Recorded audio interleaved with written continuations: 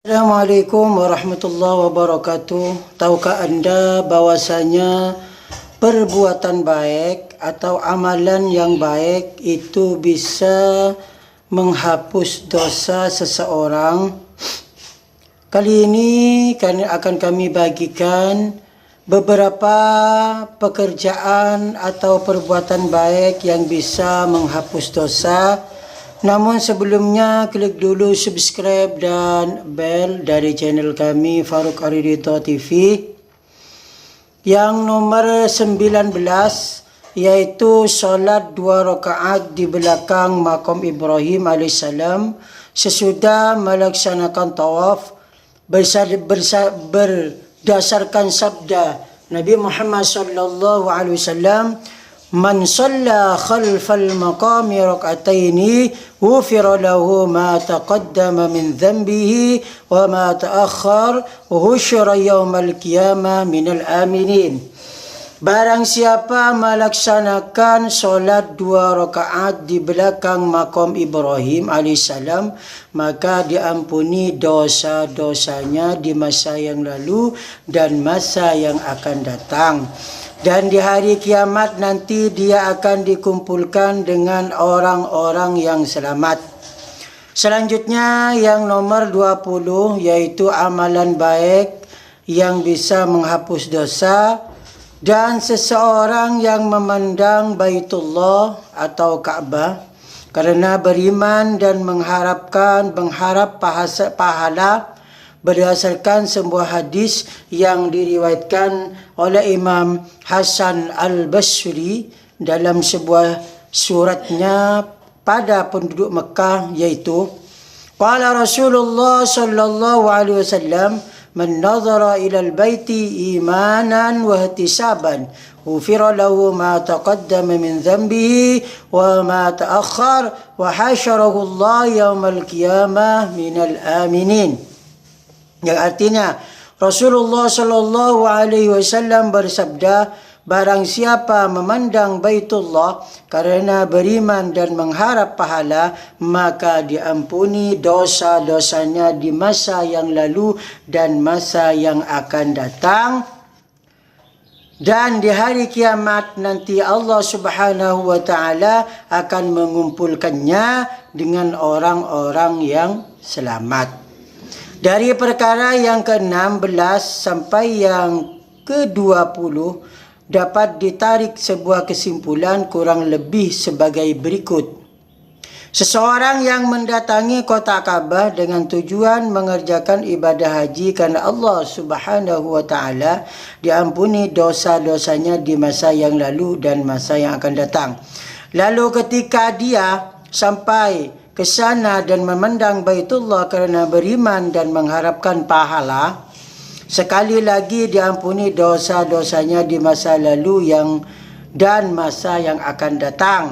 Dan ketika dia melaksanakan solat 2 rakaat di belakang makam Ibrahim alaihissalam sesudah tawaf, sekali lagi diampuni dosa-dosanya di masa yang lalu dan masa yang akan datang.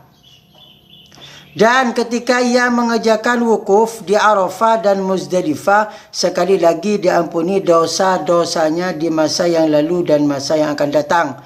Lalu ketika dia sudah menyempurnakan ritual ibadah hajinya, maka sekali lagi diampuni dosa-dosanya di masa lalu dan masa yang akan datang. Semua itu tiada lain menunjukkan keutamaan ibadah haji.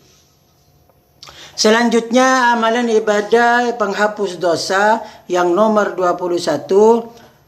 Begitu pula seseorang yang membaca tasbih, yaitu subhanallah, tahmid, alhamdulillah serta takbir Allahu Akbar masing-masing 100 kali berdasarkan sebuah hadis yang diriwayatkan oleh Imam Abu Asy'ah Al-Asfahani dan Imam Abu Ibnu dan Imam Ibnu Hibban dan Ummi Hani radhiyallahu an.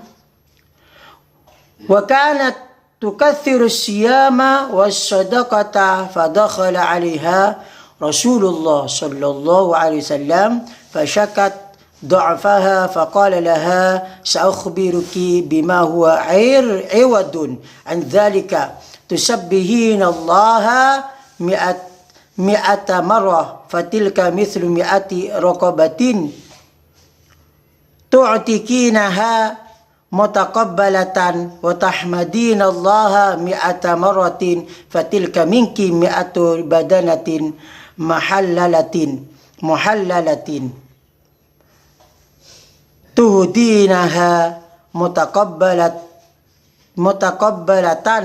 وتكبرين الله 100 مرة وهناك يغفر لك ما تقدم من ذنبك وما تأخر. Beliau Ummi Hani senang sekali berpuasa sunat dan sedekah, akan tetapi beliau merasa sudah tidak mampu lagi untuk melakukannya. Akhirnya beliau mengadukan hal tersebut kepada Rasulullah sallallahu alaihi wasallam. Dan ketika Rasulullah sallallahu alaihi wasallam mendengar pengaduannya, maka Rasulullah sallallahu alaihi wasallam berkata, akan kuberitahukan kepadamu suatu perbuatan yang dapat menggantikan semua itu. Bacalah tasbih 100 kali, pahalanya sama dengan memerdekakan 100 orang budak yang diterima oleh Allah Subhanahu wa taala. Lalu bacalah tahmid 100 kali, pahalanya sama dengan 100 ekor unta yang engkau hadiahkan. Kemudian bacalah takbir 100 kali, maka di saat itu diampuni dosa-dosamu di masa yang lalu dan masa yang akan datang. Selanjutnya, amalan atau perbuatan baik yang bisa menghapus dosa yang nomor 22, dan juga akan mendapatkan keutamaan ini seseorang yang membaca Subhanadzil mulki wal malakuti Subhanadzil izzati wal jabaruti Subhanal hayyil ladzi la yamut subuhun qudusun rabbul malaikati waruh. Berdasarkan sebuah hadis yang diriwayatkan dari Anas bin Malik radhiyallahu an, Rasulullah sallallahu alaihi wasallam bersabda, Inna lillahi azza wa jalla bahran min nurin hawlahu malaikatun min nurin ala khairin min nurin biaidihim hirabun min nurin yusabbihuna hawla dhalikal bahri Subhanadzil mulki wal malakuti Subhanadzil izzati wal jabarut Subhanal hayyil ladzi la yamut subuhun quddusur rabbul malaikati waruh. Faman qalaha fi yawmin marratan aw fi shahrin marratan aw fi sanatin marratan aw fi umrihi marratan ghafarallahu lahu ma taqaddama min dhanbihi wa ma ta'akhkhar walau kanat dhunubahu mithla zabadil bahri. Al-hadis. Sesungguhnya Allah Subhanahu wa taala memiliki sebuah lautan yang diciptakan dari nur. Di sekelilingnya terdapat malaikat-malaikat yang diciptakan dari nur. Mereka semua mengendarai kuda yang diciptakan dari nur. Tangan-tangan mereka menggenggam senjata yang diciptakan dari nur. Mereka semua membaca kalimat tasbih sebagaimana di atas. Maka barang siapa yang membacanya sekali dalam sehari, atau sekali dalam sebulan, atau sekali dalam setahun, atau sekali saja sepanjang hidupnya, maka Allah Subhanahu wa taala mengampuni dosa-dosanya di masa yang lalu dan masa yang akan datang. Di dalam kitab Ar-Risalatul Kusyairiyah diceritakan bahwa Imam Malik bin Anas dijumpai dalam mimpi dan ditanyakan pada beliau, bagaimana sikap Allah Subhanahu wa taala padamu? Beliau menjawab, Allah Subhanahu wa taala telah mengampuni dosa-dosaku sebab sebuah kalimat yang pernah diucapkan oleh Utsman bin Affan radhiyallahu an, kalimat tasbih sebagaimana di atas. Selanjutnya, amalan penghapus dosa yang nomor 23, dan seseorang yang mengucapkan kalimat syahadah dan ikhlas hanya kerana Allah Subhanahu wa taala yang mengetahui segala sesuatu yang tampak jelas dalam pandangan mata manusia. Berdasarkan sebuah hadis yang diriwayatkan dari Ibnu Abbas radhiyallahu an, ala unabbiukum bi fadailil Qur'an wa fawaidiha wa tauhidillahi ta'ala fi kitabihi في 36 موضعا لا إله إلا الله فمن قالها مرة واحدة في عمره مخلصا غفر الله له ما تقدم من ذنبه وما تأخر. Al-Hadis. Sukakah kalian jika aku ceritakan tentang keutamaan Al-Quran, faedah-faedahnya serta bertauhid kepada Allah Subhanahu wa taala dalam kitabnya yang tertulis di dalam 36